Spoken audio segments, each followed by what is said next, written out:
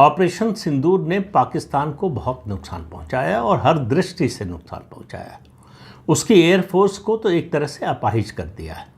पाकिस्तान में अब लड़ने की क्षमता नहीं रही। जो हमारे सीडीएस जनरल अनिल चौहान ने कहा कि वो 48 घंटे की लड़ाई के लिए तैयारी कर रहा था और 8 घंटे में घुटने टेक दिए।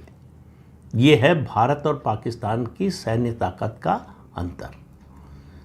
पाकिस्तान की अर्थव्यवस्था को भारी नुकसान पहुंचा है, न केवल इस ऑपरेशन सिंदूर की सैन्य कार्रवाई से, बल्कि इसके अलावा जो हमने इंडस वाटर ट्रीटी को अबेंस में रखा है, स्थगित किया है, उसकी वजह से भी।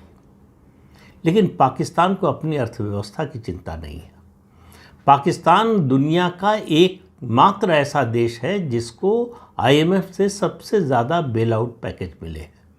तो ये एकमात्र देश है दुनिया का जो भीख पर टिका हुआ है और उसको अच्छी तरह से पता है कि उसको भीख देने वालों की कमी नहीं होगी। इसलिए उसको अपनी अर्थव्यवस्था की कोई चिंता नहीं है। कितना नुकसान हुआ नहीं हुआ उसको इसकी भी चिंता नहीं है कि उसके पास क्या हथियार है, उसके क्या हथियार बर्बाद हो गए, हथियार देने वाले भी हैं।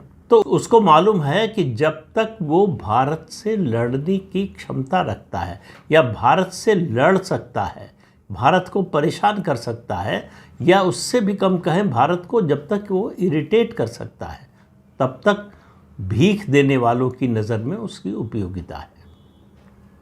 तो इसलिए उसको मालूम है कि उसको भीख मिलती रहेगी। सवाल ये है कि भीख क्यों मिल रही है। ये देश जो भीख दे रहे हैं वो पाकिस्तान को ये भीख क्यों दे रहे हैं। भीख देने वाले देशों की समस्या ये है कि भारत की बढ़ती ताकत, चाहे वो सामरिक ताकत हो, चाहे आर्थिक ताकत हो, और चाहे जियोपॉलिटिक्स में उसका बढ़ता हुआ कद हो, इन सब से परेशानी है। थोड़ी सी बात स्पष्ट हुई है अमेरिका के जो सेक्रेटरी ऑफ कॉमर्स है, यानी उनके जो वाणिज्य मंत्री हैं, उनके बयान से। उन्होंने कहा कि अमेरिका भारत से नाराज़ है और उसके 2 कारण उन्होंने बताए। एक, भारत जो है रूस से हथियार खरीद रहा है, और दूसरा उन्होंने कहा कि ब्रिक्स के जरिए भारत ने डॉलर को, जो अंतर्राष्ट्रीय स्तर पर ट्रेड के लिए सबसे बड़ी करेंसी है, उसको कमज़ोर करने की कोशिश की है। अब आप ये समझिए कि ये बात हथियार की खरीद या डॉलर को कमज़ोर करने की नहीं है। ये बात एक तरह से इस बात की स्वीकारोक्ति है कि भारत अपने फैसले खुद करने लगा है।